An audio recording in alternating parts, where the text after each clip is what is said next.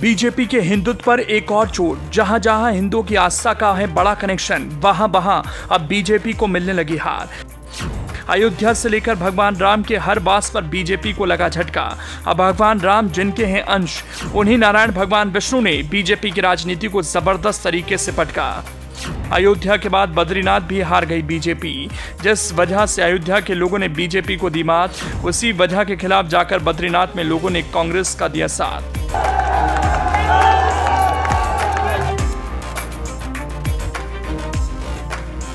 13 विधानसभा सीटों पर हुए उपचुनाव में बीजेपी फेल हो गई। इंडिया गठबंधन ने शानदार तरीके से जीत हासिल की। बड़ी बात यह है कि यूपी के अयोध्या के बाद अब बीजेपी को उत्तराखंड की बद्रीनाथ सीट पर भी हार का सामना करना पड़ा। हालिया लोकसभा चुनाव में भाजपा को अयोध्या में हार का सामना करना पड़ा था।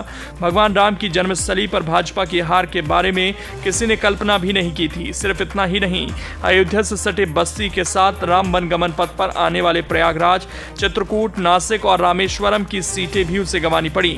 अब कुछ ऐसा ही हाल बद्रीनाथ में हुआ। इसके बाद सवाल उठ रहा है कि भाजपा सरकार धार्मिक स्थलों का विकास करने के बावजूद स्थानीय वोटरों को लुभाने में विफल हो रही है। बद्रीनाथ 4 धाम में आता है और अलग अलग पौराणिक स्थलों पर विकास कार्य के बावजूद मिल रही हार भाजपा के लिए चिंता का विषय बनती जा रही है। अयोध्या में भी बीजेपी ने विकास किया, लेकिन इस विकास ने अयोध्या के लोगों से अपनी कीमत वसूली।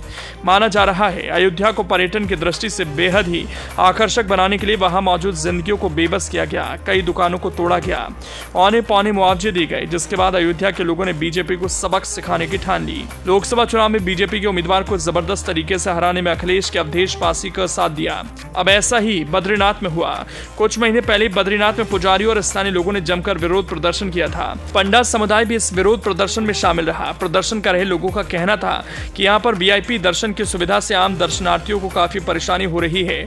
यहाँ के रहने वाले मांग कर रहे थे कि पहले की तरह मंदिर में प्रवेश की सुविधा दी जाए। इसको लेकर काफी ज्यादा हंगामा मचा था। बताया जा रहा है कि 4 धाम को लेकर केंद्र सरकार के मास्टर प्लान से स्थानीय लोगों में काफी नाराजगी है। स्थानीय लोगों का कहना है कि बद्रीनाथ मास्टर प्लान को लेकर स्थानीय स्तर पर कोई स्टडी नहीं की गई। ये जानने का प्रयास ही नहीं किया गया कि निर्माण कार्यों से किस तरह का नुकसान पहुंचेगा। बद्रीनाथ पर कांग्रेस परंपरागत तौर पर जीत हासिल करती आई है। राजेंद्र भंडारी ने 2022 में कांग्रेस के टिकट पर यहां जीत हासिल की थी, लेकिन इस बार लोकसभा चुनाव से पहले उन्होंने पाला बदल लिया और भाजपा की तरफ चले गए। भाजपा ने उन्हें बद्रीनाथ सीट से उम्मीदवार भी बना दिया, लेकिन राजेंद्र भंडारी लोगों का भरोसा नहीं जीत पाए। इससे यह भी संदेश स्पष्ट है कि भारतीय जनता पार्टी कांग्रेस के वोटरों को अपनी तरफ नहीं खींच पाई। बद्रीनाथ का पूरा अस्तित्व शिलाओं पर टिका है। अब इन शिलाओं को रिवर फ्रंट डेवलपमेंट के नाम पर हटाया जा रहा है। इसकी जगह आरसीसी दीवार बन रही है। स्थानीय लोगों का कहना है कि ये दीवार कभी भी शिलाओं की जगह नहीं ले सकती। भविष्य में नदी का जलस्तर बढ़ा तो फिर ये दीवारें किसी काम की नहीं रहेंगी। वहीं मानसून की पहली बारिश में ही जिस तरह से अलकनंदा नदी में पानी बढ़ा, उसने भी यहाँ के लोगों को चिंता में डाल दिया।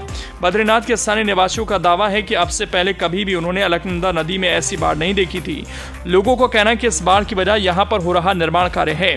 पूरा मलबा नदी के तल में डाला जा रहा है। इससे तल ऊपर उठ रहा है और बाढ़ का संकट है। ऐसा भी माना जा रहा है कि यहाँ पर मनमानी ढंग से हो रहे विकास कार्यों को लेकर नाराजगी ने भी भाजपा की मुश्किलें बढ़ाई। असल में इसको लेकर तीर्थ पुरोहितों में भी नाराजगी है। उनका कहना है कि यहाँ हो रहे निर्माण कार्यों के चलते प्रहलाद धारा और नारायण धारा का रूप बदल गया है।